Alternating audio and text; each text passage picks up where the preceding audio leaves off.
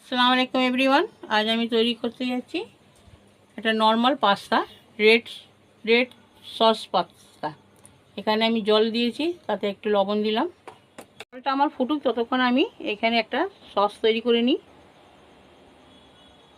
এখানে 1 চামচ ভিনিগার দিলাম, 1 চামচ টমেটো কেচাপ দিলাম, 1 চামচ সয়া সস দিলাম, এখানে 1 চামচ রেড চিলি সস দিলাম।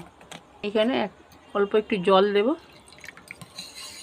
এটা বাড়িতে থাকা উপকরণ থেকেই তৈরি করা, নর্মাল মানে ওই রেড সস পাস্তা করব, তাই বাড়িতে যেগুলো থাকা উপকরণ সেইগুলি দিয়েই করছি। ফুটে গেছে, পাস্তাগুলো দিয়ে দেব।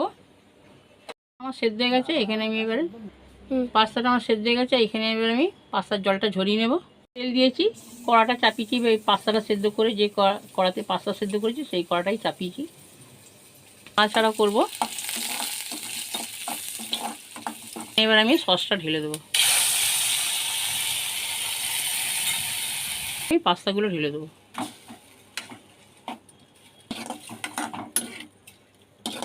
প্রত্যেকে একটু চিলি ফ্লেক্স দিয়ে দেবো।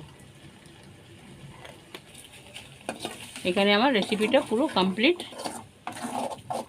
এতে আমার কোনো সবজিও লাগেনি, আর কোনো রকম মাংস কিংবা ডিম দিতে লাগেনি। এবার আমি আপনাদেরকে পরিবেশন করে দেখাবো।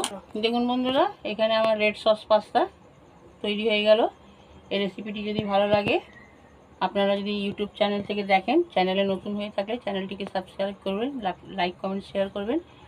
ফেসবুক থেকে দেখলে আমার পেজটিকে ফলো করবেন, আমার সঙ্গে থাকবেন। কে কোথা থেকে দেখছেন কমেন্টে জানাবেন।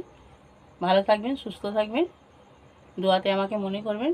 আল্লাহ হাফিজ।